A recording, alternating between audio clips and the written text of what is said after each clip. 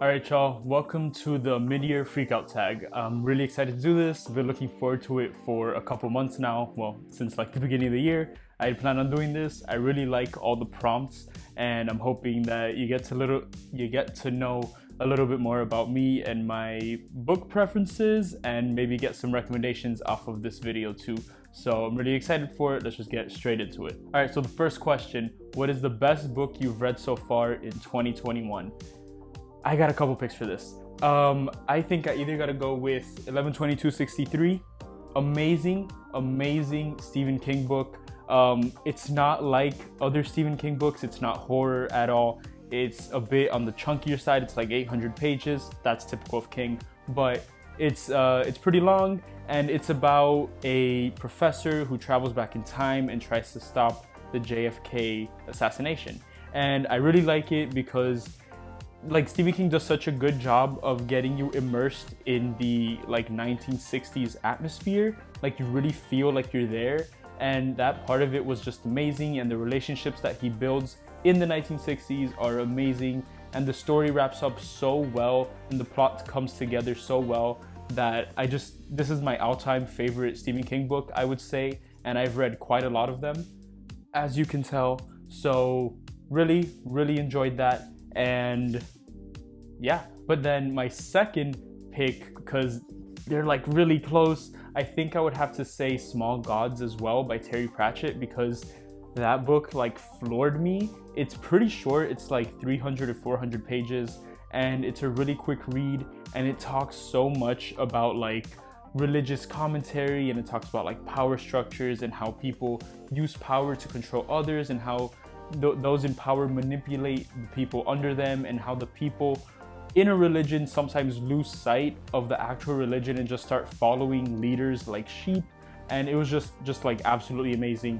Loved it so much, and I don't know if I can really pick between 11/22/63 or Small Gods, but those you got my two. All right, next is best sequel so far of 2021, and I don't think I've read that many sequels this year. I think the only ones that I have read are like Jade War and The Two Towers by in the Lord of the Rings series. So, and Red Seas Under Red Skies, but that one wasn't that great. So I think I'm gonna have to go with The Two Towers. I just finished that actually yesterday, and I have a vlog out for that. By the time you watch this, I have a vlog out for that, I think next week, or it might be the last video that came out. But really enjoyed that sequel. I liked it a lot more than the Fellowship of the Ring, because as I talk about in that reading vlog, Fellowship was just a little bit too slow for me. I think it was a lot more setup for the whole story, when, as in Two Towers, things are already starting to come together. Some of the climaxes start happening. There's a lot more action in there. There's more meat to the story, and I really enjoyed that. I had a lot of fun with that book, and by the end of it, I was a lot more excited for Lord of the Rings than I was at the end of Fellowship.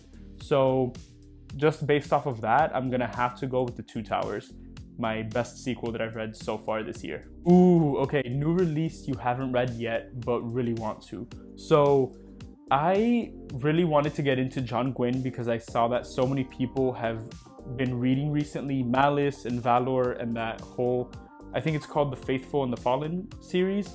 I've really been wanting to read that, but then he also just came out with a book called Shadow of the Gods that everybody on BookTube is raving about. I honestly have no idea what it's about. I think it has some like Viking themes. It has like a Viking setting, and I'm really looking forward to that. That sounds so cool. That's such a cool and unique setting to take place in, and I'm just really looking forward to reading that at some point, although I have so many things on my TBR that I don't know quite when I'll get to that, but everybody's been raving about it, and since it is just the first book in a series, it's like it's not like high stakes. I'm not like in for the ride, so I think I'll just read that at some point because I am really looking forward to it, and I've heard just so many great things about it. Ooh, okay, most anticipated release of the second half of 2021. So I told you before how the only sequel that I've read, one of the only ones that I've read, was Jade War, and that series, the Green Bone Saga, is supposed to be a trilogy, and the last book in that trilogy Jade Legacy is supposed to come out at the end of this year, I'm pretty sure, sometime in the fall. And so I'm really looking forward to that. The first 2 books were pretty damn good. I don't quite love it as much as everybody else on BookTube, I don't think, but they're really solid books. I'm really into them, really gripped by the story. I like a lot of the characters. It's not bad at all. I'm not like in love with it like so many other people are, but I am really enjoying it, and I'm really looking forward to that release in the second half of the year. I'm not really aware of any other releases in the second half, so I'm just gonna go with Jade Legacy because the first 2 books were so damn good. Your biggest disappointment of 2021. I am between 2 books here for very different reasons. So the first book that was disappointing to me was Neuromancer by William Gibson. And that's merely for the fact that like I had heard so much about it on BookTube. I had heard Daniel Green rave so much about it, and people in the sci-fi community love that book. But when I picked it up, honestly, I was just like bored and confused and just like not into it at all, because the writing was just so convoluted to me. I couldn't really tell what was going on a lot of times, and it was just so hard to keep track of, and I wasn't really gripped by anything. There wasn't enough like character development for me, which I guess is just a part of the sci-fi genre, because sci-fi focuses a lot more on like big ideas and like really cool concepts, or that's what I've heard because I've not read that much sci-fi. But I don't know, I just really needed a lot more character connection, and I didn't really connect with any of the characters in the book. But the second book that I was disappointed by in 2021 was Later by Stephen King. And damn, I wanted to love this book so much.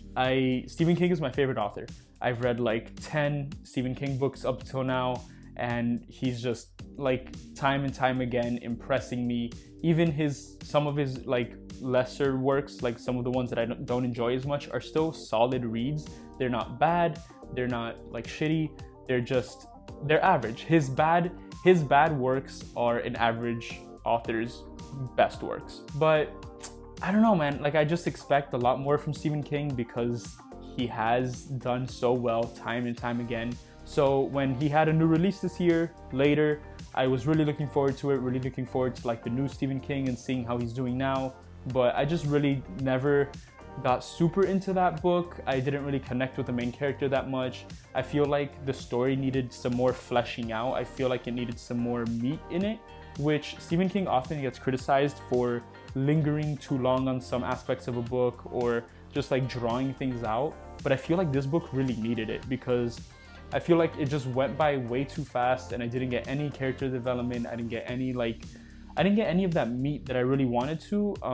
So I guess I just needed a little more oomph into the book, as so to say. But yeah, that was just a little bit disappointing for me because Stephen King is my favorite author and I expect so much. Now, my biggest surprise for 2021 has to be either of the 2 Discworld books that I've read, Small Gods or Guards, because so I had read Good Omens by Terry Pratchett and Neil Gaiman before, and I didn't like it at all. If not for having been buddy reading it with my girlfriend and a friend of ours, I would have just put it away. I would not have finished it, and I would have DNF'd it. So I don't know. I wanted to give Terry Pratchett another try because I had heard so much of him, and I want to give Neil Gaiman another try in the future. But when I picked up his Discworld novel, I had heard a lot about it, but I had also heard a lot about Good Omens, and that one let me down. So I went in there with like limited expectations, and that book blew me away. It's, like I said before in the earlier question, that is one of my favorite reads this year. Absolutely like took me like off of my feet, like knocked my socks off. I was totally amazed by Terry Pratchett and what he was doing with Discworld, that I even picked up Guards, and that one almost reached the same level of Small Gods. But those 2 books were just so amazing, and I'm really invested in the Discworld story now with only 2 novels in, which Discworld has pretty short books but is 40 books long. So I'm really looking forward to keep going, and I was so surprised that I fell in love with Discworld so much, and I'm really looking forward to putting out more Discworld content for you guys here. And honestly, let me know in the comments if you guys would want to hear more about what I think about Discworld, because I'm loving it so far, and I can talk all day about it. Okay, favorite new author. This is gonna sound a little repetitive, I guess, but I gotta say Terry Pratchett, man. Like he's come through with Small Gods and with Guards. He just absolutely blew me away with those two novels. They're two of my best reads this year, and I don't think there's any other author that's impressed me that much this year besides Stephen King, but I have been reading Stephen King for a while now. So I feel like I really discovered Terry Pratchett this year, and I'm so excited to read a lot more of his works. But I talked a whole bunch about him just now, so I'll keep this short. Terry Pratchett is my favorite new author of 2021. Ooh, okay, your newest crush, like fictional character crush of 2021? I don't really know. Like I don't like develop crushes like that in books, I guess. Maybe I just haven't read any really good characters like that I fell in love with.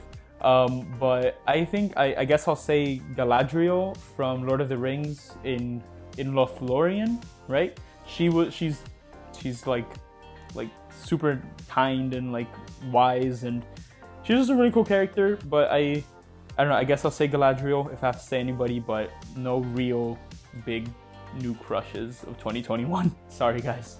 All right, favorite new character of 2021. This is gonna be another tie. I'm sorry. I know I'm doing a lot of like cop-out answers, but I can't pick one. So I'm just gonna tell you guys, and you gotta deal with it. So I'm gonna go with first Locke Lamora from The Lies of Locke Lamora and the Gentleman Bastard series.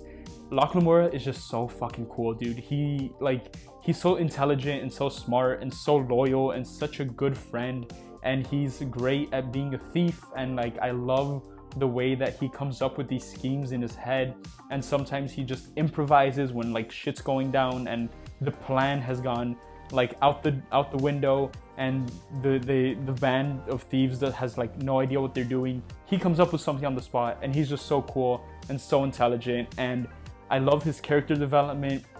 You see a lot from when he was younger, because the books have like flashbacks. So you see a lot of growth from when he was younger to when he gets older now in the present. And then even from one book to another, you see a lot of growth in him. And he goes through so much that you get so much of his character, and you get to know him so well that I love him. He's amazing. He's so cool. But then my second pick for this question is gonna have to be, I think, Merry and Pippin from Lord of the Rings. I know they're two people, but they're like that. Like it's Merry and Pippin. They're a package deal. And they're so cool, they're so lighthearted, they're so fun to read about. And I love when they're having conversations with each other or they're talking to someone else. And they can be so lighthearted and joyful in even the most like depressing or dangerous of moments. And I love that about them. They're just like the fun little rascals of the story. And they're super fun to read about. Love them through and through. So those are my favorite characters, Locke Lamora and Merry and Pippin. Oh, okay. So a book that made you cry this year. And that one's super easy for me, the only book to ever have made me cry. And that was And Every Morning the Way Home Gets Longer and Longer by Frederick Bachman. This book crushed me, dude. Like this book, like I was sobbing in tears, like watery eyes as I was finishing the book, where like the pages were blurry and I couldn't see anything, and I had to take a second to like compose myself so that I can like physically read. But that book just like destroyed me, and in the best way possible. It was amazing. I love that book.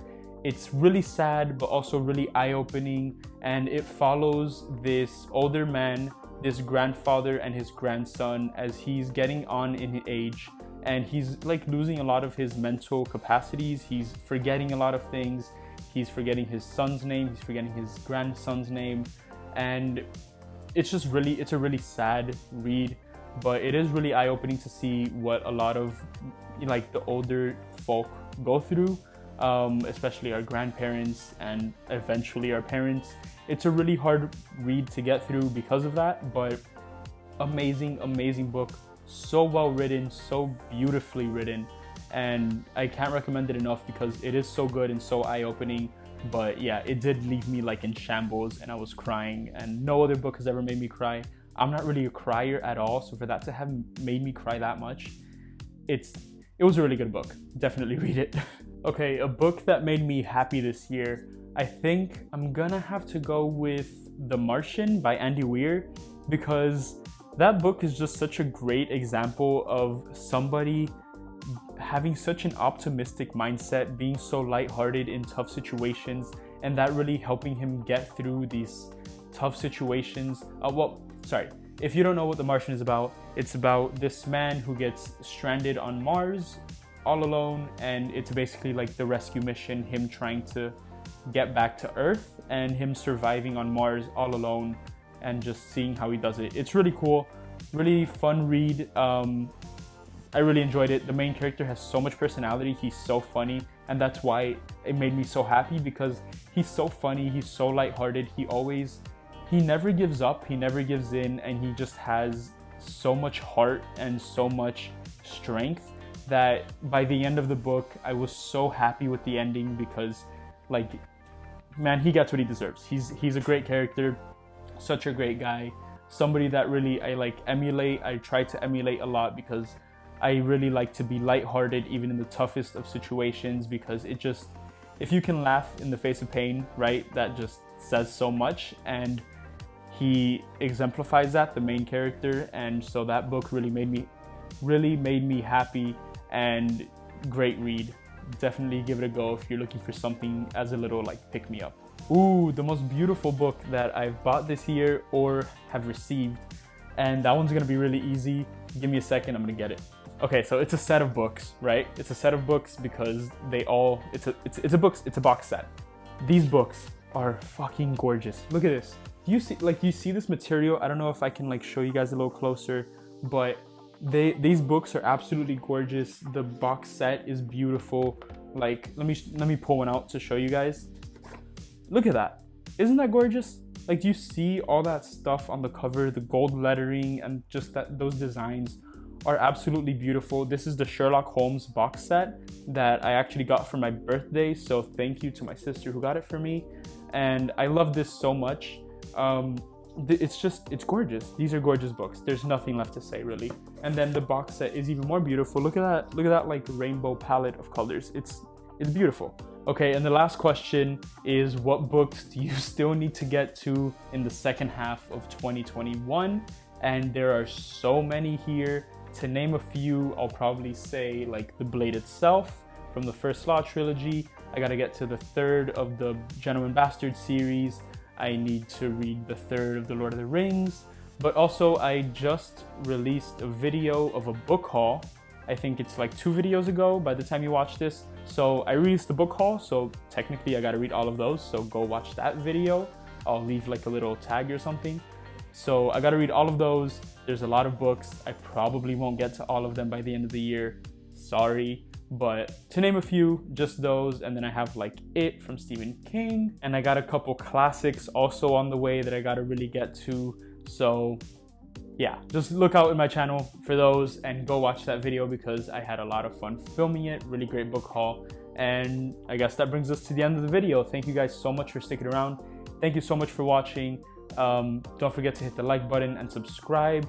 Thank you so much again, and let me know in the comments if you liked any of the books that I mentioned, if you hated them. Answer those questions for yourself. I really want to see all you guys' answers and have a conversation with you guys. So I'll see you guys in the next video, and thanks for sticking by. Thanks.